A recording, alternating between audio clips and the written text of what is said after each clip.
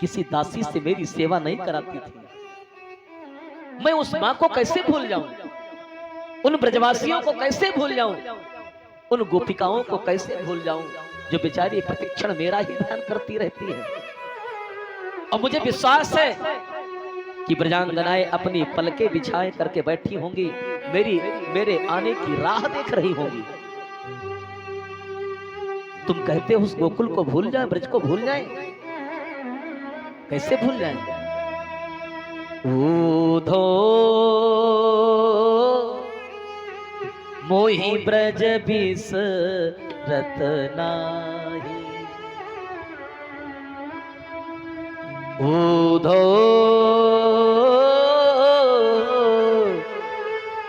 मोहि ब्रज बिसरत नहीं। नहीं भूल पा रहा हूं, नहीं भूल पा रहे हैं ब्रज को। प्यारे उद्धव जी कहते हैं कन्हैया उस ब्रज में क्या है ऐसा जो नहीं भूल पा रहे हैं। उद्धव जी ज्ञानी तो बहुत है, इसलिए भगवान ने विचार किया अगर मैंने समझाऊंगा इनकी समझ में बात नहीं आएगी, इसलिए ज्ञानी है ना ये। तो भगवान कन्हैया ने उद्धव को भेज दिया ब्रज, कहा तुम उद्धव ब्रज चले जाओ, मेरा संदेशा लेकर के चले जाओ और उन ब्रजवासियों को संदेशा मेरा सुना देना। और संदेश के माध्यम से भगवान चाहते हैं कि उद्धव जी भगवान भी प्रेमी हो जाए। अभी उद्धव जी केवल ज्ञानी है। और निवेदन करूं, एक जनश्रुति है, जरा देखिए। बिल्ली अपने बच्चे को मुख में दाब कर कई घरों में जाती कि नहीं जाती? अच्छा, अगर बिल्ली का बच्चा बिल्ली से छूट जाए तो दोष किसका है, बिल्ली का है कि बच्चे का? बिल्ली अपने बच्चे को मुख में दाब कर कई घरों में जाती है, और बच्चा अगर बिल्ली का छूट जाए उसके मुख से तो दोष किसका है? बिल्ली का होगा ना, दोष बिल्ली का होगा। और उसी जगह पर बंदरिया अपने बच्चे को पेट में चिपकाए रहती है, चिपकाए नहीं रहती, बंदरिया का बच्चा अपनी माँ को पकड़े रहता है, और छलांग लगाते समय अगर वो बच्चा उसका छूट जाए तो दोष किसका है? बच्चे का है, माँ का दोष नहीं, बंदरिया का दोष नहीं है। इसीलिए भगवान कहते हैं अगर ज्ञानी मुझे न पकड़ पाए तो मेरा दोष नहीं है, लेकिन अगर भक्त मुझसे छूट जाए तो मेरा दोष है। अगर भक्त मुझसे छूट गया तो मेरा दोष है, और ज्ञानी अगर मुझे न पकड़ पाए तो मेरा दोष नहीं है। इसलिए उद्धव जी ज्ञानी तो है लेकिन प्रेमी नहीं, भगवान के भक्त नहीं है। इसलिए उद्धव को माध्यम बना करके, संदेशी बना करके भेज दिया, जाओ संदेश। उद्धव जी एक संदेशी बन करके पहुंचे हैं गोकुल में। जैसे ही गोकुल में पहुंचे, प्यारे संध्या का समय था, सब ब्रजवासियों ने देखा, भगवान के मित्रों ने देखा कि लगता है मेरे श्याम सुंदर आ गए। लेकिन सुबह श्याम सुंदर नहीं है, श्याम सुंदर जैसा वेश बना करके आए हैं, पीतांबर पहने हैं, है नहीं श्याम सुंदर। सुबह जब गोपिकाएं आती हैं भगवान को प्रणाम करती हैं, और उद्धव जी को प्रणाम करके एक बात कहती हैं। क्या? जरा देखिए, इस जगह पर एक मैं रत्नाकर जी का भाव लाता हूं, रत्नाकर जी का। और वाकई में रत्नाकर जी ने उद्धव शतक लिखा है, रत्नाकर जी ने उद्धव शतक लिखा, हमको बड़ा अच्छा लगता है, हमने पढ़ा भी था इसमें। तो कई पद हम इसके गाते हैं उद्धव चरित्र में, उद्धव प्रसंग में इसके कई पद हम गाते हैं। एक भाव देखिए।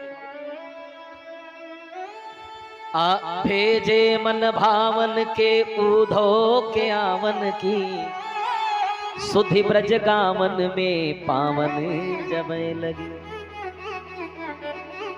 गोपिकाएं चारों तरफ से उद्धव को घेर लेती है, कहे रत्नाकर ग्वालिनी की झोरी झोरी, अरे तौरी तौरी नंद पौरी आवन तबे लगी। उझकी उझकी पद कंजन के मंजुल पे, पेकी छाती पे छोहनी सबे। और क्या कहती है? हमको लिखो है कहा, हमको लिखो है कहा, ओ हमको लिखियो है कहा कहन सबे लगी। इस पत्र में उद्धव जी ने कहा सबके पत्र अलग अलग हैं और इन पत्रों में सबके नाम पड़े हैं। गोपिकाएं पत्रों को लेती हैं, हृदय से लगाती हैं, चूमती हैं, लेकिन पत्र को जब जैसे ही खोलती हैं नेत्रों की अश्रुधारा चल पड़ती है, सारा पत्र गीला हो जाता है, पढ़ नहीं पाती हैं। निवेदन करूं, इन ब्रजांगनाओं को पत्र पढ़ना आता ही नहीं, क्योंकि ये पढ़ी लिखी नहीं है, ब्रज की गंवारन है ये गोपिकाएं, ये पढ़ी लिखी नहीं है। और उद्धव से कहती है, उद्धव तुम ही इस पत्र को पढ़कर बताओ, हमको लिखो है कहा, हमको लिखो है कहा, हमको लिखो है कहा कहन सबे लगी। क्या लिखा है श्याम सुंदर ने मेरे लिए, कौन सा संदेश लिखकर भेजा है? इसलिए अरे बाची बाची कहो ना, बात साच कहो ना। इस पत्र को पढ़कर तुम ही सुनाइए। और बंधुओं, और अब उद्धव जी ने गोपिकाओं से पूछा, कहा ये बताइए इस ब्रज की नायिका कौन है? गोपिकाएं कहती, अच्छा इस ब्रज की नायिका से मिलना चाहते हो, आइए। वो गोपिकाएं श्री किशोरी जी माँ राधा जी के पास लेकर श्री उद्धव जी को जाती हैं। और मैया राधा से जैसे परिचय हुआ किशोरी जी से, माँ गोपिकाएं कहती, किशोरी जी ये अपने प्राण प्रीतम भगवान कन्हैया के सखा है, मित्र है। मैया राधा ने अपने सर से चूरन उतार के डाल दिया और निवेदन कर रहा हूं, जरा देखिए माँ राधा आज किस वन में बैठी है? कदली वन में बैठी है। अरे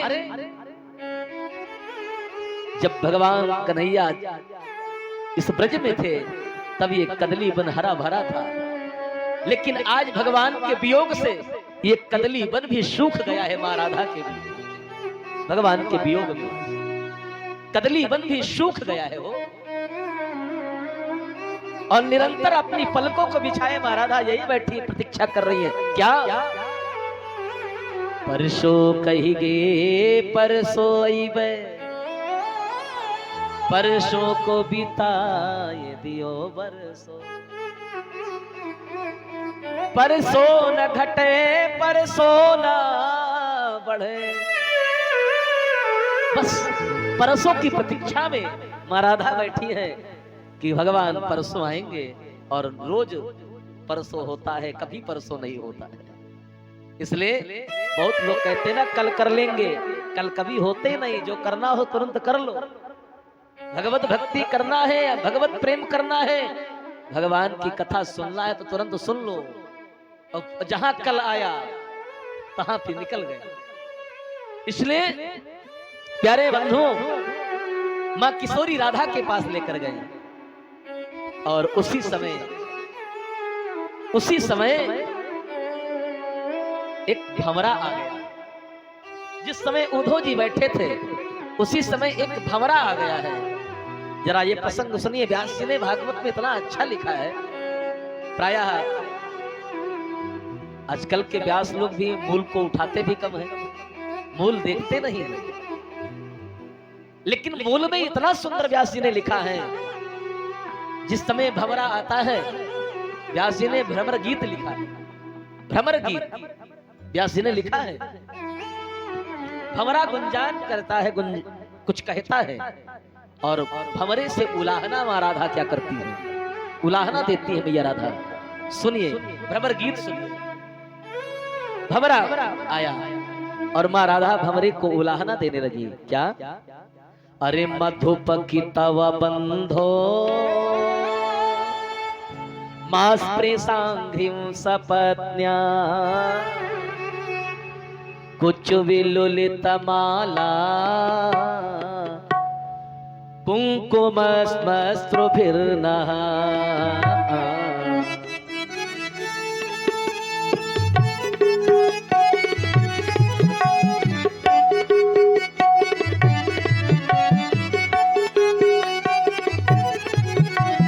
वहतु मधुपति स्तन मानिनी प्रसादम यदसुदसि विडम्ब्यं यस्य दूतस्त्वमीदृक् मधुपकी तव बन्धो मधुपकी तव बन्धो मधुपकी तव बन्धो मधुपकी तव बन्धो मास्पृशाङ्घ्रिं सपत्न्या कुचविलुलितमाला कुंकुमस्मश्रुभिर्ना। मैया राधा भंवरे से कहती है, भंवरे ए मधु चले जाओ, तुम यहाँ से जाओ, जाओ यहाँ से। मैं जानती हूँ तुम भी हमारे कन्हैया की तरह तुम भी कपटी हो, तुम भी छलिया हो। क्यों? क्योंकि तुम्हारा भी स्वभाव है पुष्प के पराग को, रस को लेकर के उस पुष्प को छोड़कर चले जाते हो और किसी दूसरे पुष्प का रस लेने लगते हो। ये तुम्हारा स्वभाव है। तुम भी पुष्प के पराग के रस को लेकर के उसे छोड़कर चले जाते हो। जिस प्रकार से हमारे श्याम सुंदर कन्हैया हम लोगों को छोड़ करके चले गए।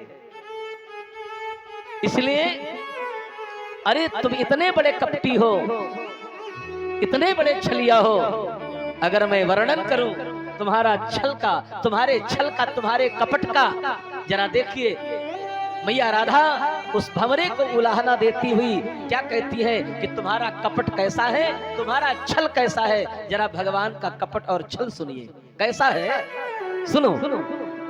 मृगिवरिव कपीन्द्रम बिभ्यधे लुब्ध धर्मा। मृगीव रीव कपीन्द्रम, मृगीव रीव कपीन्द्रम बिभ्यधे लुब्ध धर्मा। अरे बाली ने तुम्हारा क्या बिगाड़ा था? भगवान का कपट सुनिए। बाली ने तुम्हारा क्या बिगाड़ा था? तुमने सुग्रीव को राज दिलाने के लिए तुमने बाली को छुप करके मार दिया, तुमने बाली को छुप करके मार दिया। ये तुम्हारा कपटपूर्ण व्यवहार है। इसीलिए मैं कहती तुम कपटी हो, तुम छलिया हो। और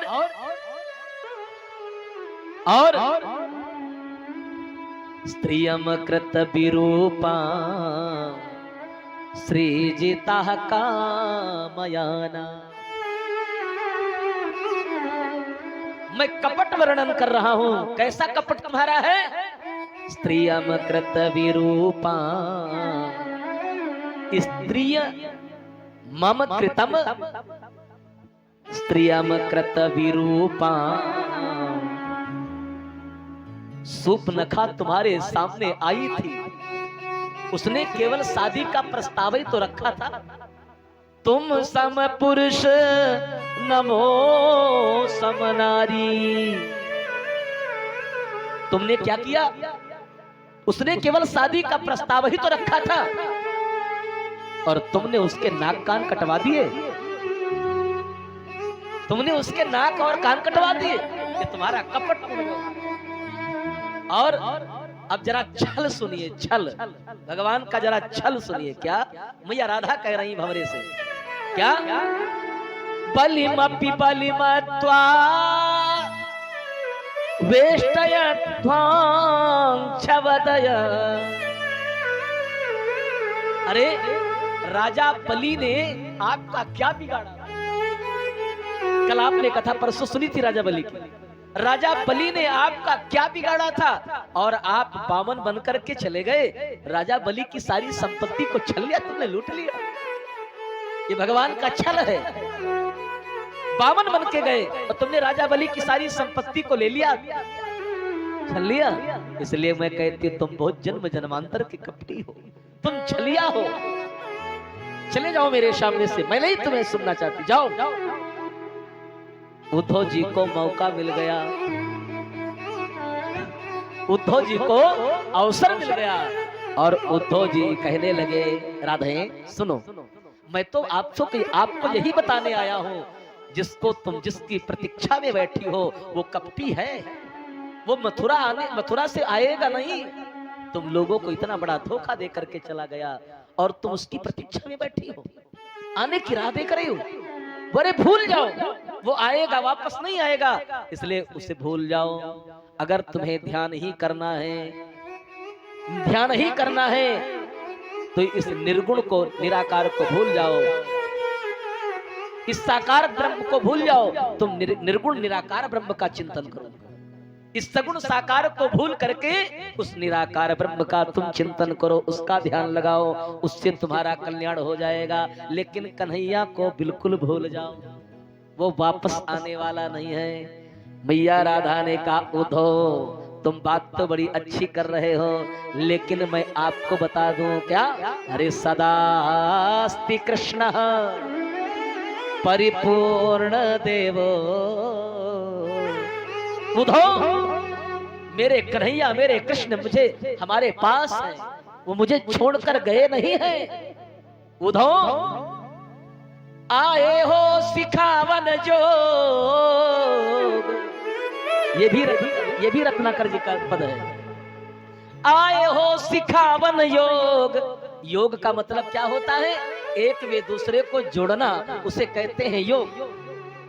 आए हो सिखावन योग, उद्धव मथुराते, पर ये वियोग के वचन बतरावो ना। अरे एक तो बस के उजाड़ी गयो मन को, और ही हमें अनेक मन मोहन बसावो ना। उद्धव तुम कैसा उपदेश देने आए हो। अरे उद्धव तुम क्या पहचाने, जाको कांटो लगे सोई जाने। अरे उद्धव, इसलिए उद्धव ज्ञान गठरिया लीजिए। ये उद्धव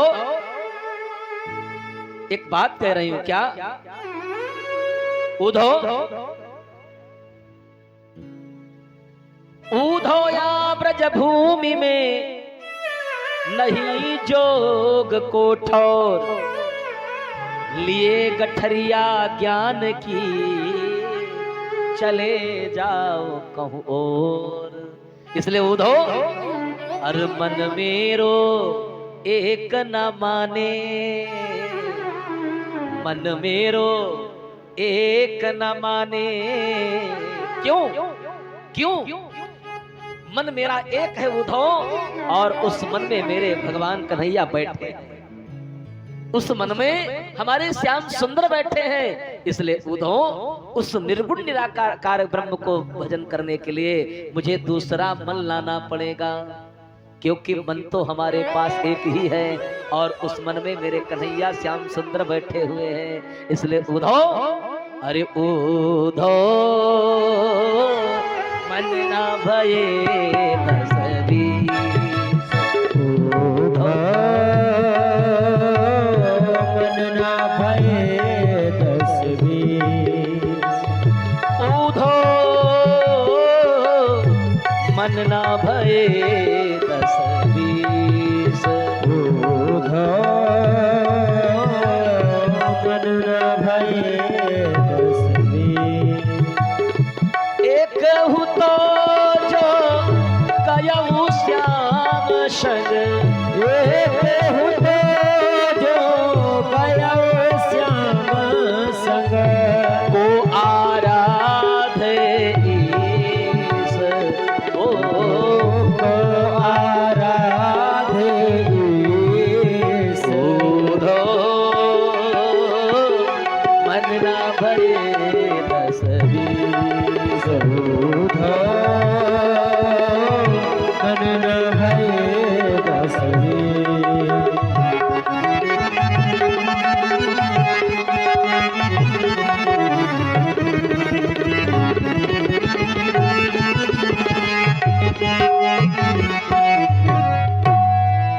उद्धव मन न भये तस्वीर। इसलिए उद्धव वृंदावन के वृक्ष को मरम न जाने कोई, डाल डाल और पात पात पे राधे राधे हो। प्यारे बंधु, आज उद्धव जैसा ज्ञानी आज राधा के चरणों में मस्तक रख दिया और राधा जी के चरणों की धूल को अपने मस्तक में लगा लिया। गोपिकाओं की जब प्रेम को भक्ति को देखा, उद्धव का सारा ज्ञान बह गया हो और उस ज्ञान में उद्धव जी स्वयं बह गए भक्ति में और ऐसा डूबे हैं उद्धव जी गोपिकाओं की भक्ति में ऐसा डूबे हैं, निकलने का मन नहीं कर रहा है। लेकिन एक बात भगवान से उद्धव जी कहते हैं, क्या कहते हैं? उद्धव जी कहते हैं, प्रभु अगर मैं संदेशी बनकर न आया होता तो आज मैं ब्रज से वापस ना आता, यही ब्रज में ही कुटिया एक बना लेता, लेकिन संदेशी बनकर मैं आया था, इसलिए संदेश आप तक भी लाना आवश्यक है, पहुंचाना है। लेकिन एक बात उद्धव जी भगवान से कह रहे हैं, क्या कह रहे हैं जरा सुनिए। सुखदेव स्वामी कहते हैं क्या? आसाम हो चरण रेणु जुसाम हम श्याम वृंदावने किमपि गुलमल तो सभीना। उद्धव जी कहते हैं कन्हैया अगर आप मुझे ब्रज की गोपी ना बना सको, ब्रज के गोप सखा ना बना सको, तो हे श्याम सुंदर मुझे ब्रज की लता और पत्र बना देना।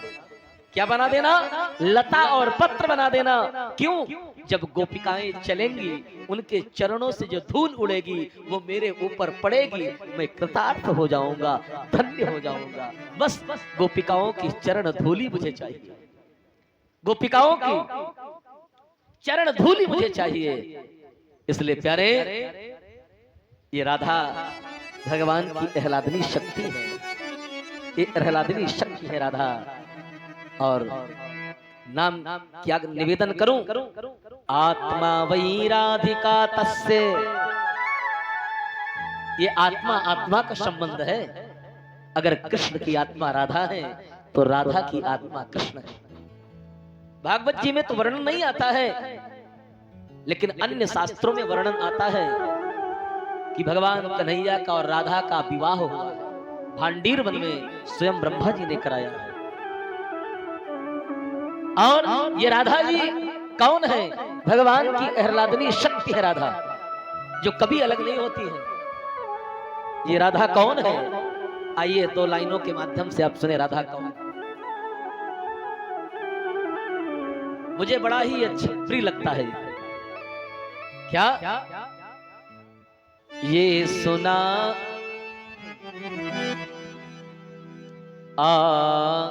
ये सुना है कि कोई न थी राधिका, कृष्ण की कल्पना, कृष्ण की कल्पना राधिका बन गई।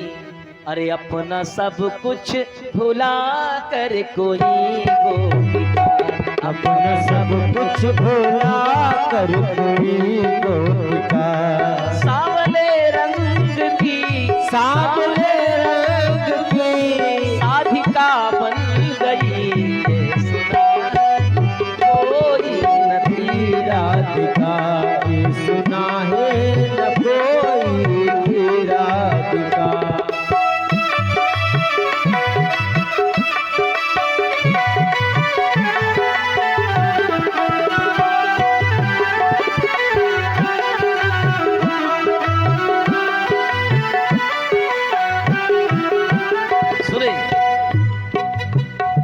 कृष्ण को प्रेम की तीव्र इच्छा जगी, सर्वथा प्रेम के योग्य राधा लगी, सर्वथा प्रेम के योग्य राधा लगी। वास्तविकता से रोचक लगे ये कथा, वास्तविकता से रोचक लगे ये कथा, चल पड़ी प्रेम की बस तभी से प्रथा, चल पड़ी प्रेम की बस तभी से प्रथा, चल पड़ी प्रेम की बस तभी से प्रथा। सारी सखियां निछावर थी जब श्याम पर, सारी सखियां निछावर थी जब श्याम पर। प्रश्न है क्यों वही, प्रश्न है क्यों वही प्रेमिका बन गई। ये सुना है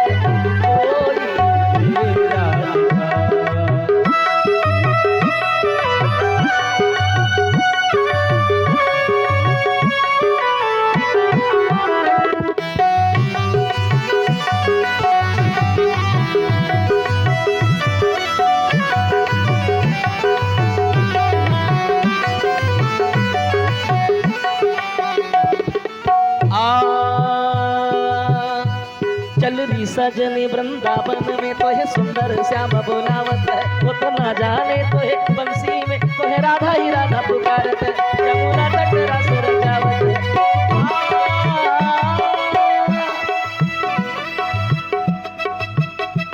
चली री सजनी वृंदावन में तो है सुंदर श्याम बुलावत है, वो तो ना जाने तो है बंसी में तो है राधा ही राधा पुकारत है, यमुना तट राधा पुकारत है, तो हे राधा ही राधा पुकारत है। तो सबको टेर लगावत है, तो तेरे लगावत है।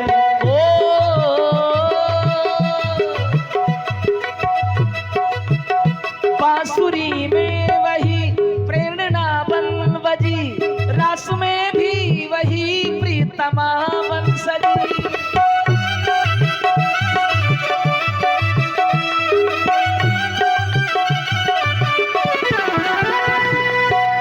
बांसुरी में वही प्रेरणा बन बजी, रास में भी वही प्रीतमा बन सजी। रास में भी वही प्रीतमा बनती। ओ नाम आधा अधूरा सहे राधिका, नाम आधा अधूरा सहे राधिका। अपने आराधिकी थी वो आराधिका, अपने आराधिकी थी वो आराधिका। अपने आराधिकी थी वो आराधिका। प्राण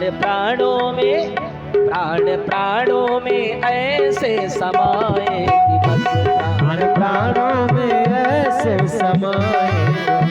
लाल चंदा प्रिया चंद्रिका बन गई, सुना है कि कोई हीरा, सुना है कि कोई नहीं राधिका।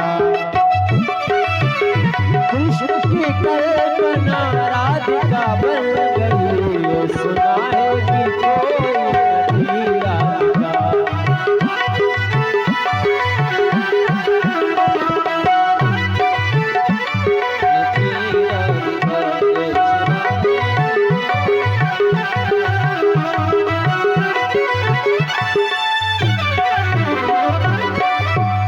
बोलिए राधा रानी की जय। इसलिए ये भगवान कन्हैया की आह्लादनीय शक्ति है माँ राधा, और ये राधा भगवान से कभी अलग नहीं होती हैं। इसलिए ये राधा का बड़ा दिव्य चरित्र आप लोगों ने श्रवण किया। अब आइए सुखदेव स्वामी परीक्षित से कहते हैं, राजन इधर कंसवध के बाद पश्चात सुखदेव स्वामी कहते हैं, राजन अस्ति प्राप्तिश्च कंसस्य महिष्यो भरतर सभ। भगवान कंस की दो पत्नियां हैं जिनका नाम है अस्ति और प्राप्ति। अस्ति माने है, संस्कृत का शब्द है, सबसे पहले यही पढ़ाया जाता है संस्कृत व्याकरण में, अस्ति। अस्ति माने है, इसलिए और प्राप्ति। अच्छा जरा देखिए इसका कितना बढ़िया अध्यात्म अर्थ निकल रहा। अस्ति प्राप्तिश्च कंसस्य, ये कंस की दो पत्नियां हैं और बेटी किसकी है? जरासंध की। बेटी किसकी है? जरासंध की। जरा माने बुढ़ापा, वृद्धावस्था। जरा माने वृद्धावस्था, बुढ़ापा। और उनकी बेटी है, क्या नाम है? अस्ति और प्राप्ति। अस्ति माने है, भगवान ने जो कुछ दिया है अभी उसमें हम संतुष्ट नहीं हैं। प्राप्ति मतलब और पाना चाहते हैं, प्राप्ति और पाना चाहते हैं। परमात्मा ने जो कुछ दिया है अभी नहीं, और चाहिए। प्राप्ति माने और चाहिए। निवेदन करूं, जब शरीर वृद्ध होता है तो तृष्णा जवान होती है। तृष्णा पाने की इच्छा ये जवान होती है। शरीर वृद्ध होता है तो तृष्णा जवान होती है, और मिल जाए, अभी और बन जाए, अभी और इकट्ठा कर ले, ये जवान होती है। इसलिए बंधु आज दोनों बेटियां अपने पिता के घर आई हैं। तो वाकई में पिता के जीवन का सबसे बड़ा दुख है ये। पिता के सामने अगर बेटी वैधव्यता को प्राप्त हो जाए तो पिता के जीवन का बहुत बड़ा दुख है। आचार्य चाणक 6 दुखों का वर्णन करते हैं। आचार्य चाणक 6 दुखों का वर्णन करते हैं, और उन 6 दुखों में एक ये भी दुख सम्मिलित है। सुनिए, कुग्राम वासा कुलहीन सेवा, कुभोजनम क्रोध मुखी च भार्या, मूर्खश्च पुत्र विधवा च कन्या, बिना निना सड प्रदहंति काया। आचार्य चाणक्य जी का है श्लोक। कुग्रामवासा, आप बड़े अच्छे हैं, आप बड़े सज्जन हैं, लेकिन पड़ोसी आपका रोज मुकदमा पेशी में दौड़ाए है तो पानी आज आपका बंद कर देगा, नहीं निकलने देगा। आप बड़े अच्छे हैं, लेकिन कुग्रामवासा, कुलहीन सेवा, कुलहीन सेवा। परिवार बहुत बड़ा है, संपन्न है, लेकिन कोई एक गिलास पानी देना नहीं चाहता है। ये भी जीवन का बहुत दुख है। कुभोजनम, आप दिन भर कमाते हो, सुबह से लेकर शाम तक कमाते हो, और शाम को एक टाइम भोजन शुद्ध नहीं मिल पा रहा। कुभोजनम, अरे ये भी जीवन का एक परम बहुत बड़ा दुख है। क्रोध मुखी च भार्या, पत्नी भी है तो बात बात पे गुस्सा करने वाली, क्रोध करने वाली, ये भी जीवन का बहुत बड़ा दुख है। तुम एक बात कहो 10 बातें आपको सुनावे, तो ये भी जीवन का एक बहुत बड़ा दुख है। क्रोध मुखी च भार्या, मूर्खश्च पुत्र, मूर्खश्च पुत्र, अगर बेटा भी है, लेकिन अगर बेटा वो मूर्ख है तो ऐसे बेटे से क्या मतलब, सभी उसको मूर्ख बनाएंगे। मूर्खश्च पुत्र विधवा च कन्या, और बेटी अगर पिता के सामने वैधव्यता को प्राप्त हो जाए, ये पिता के लिए 6 दुख ऐसे हैं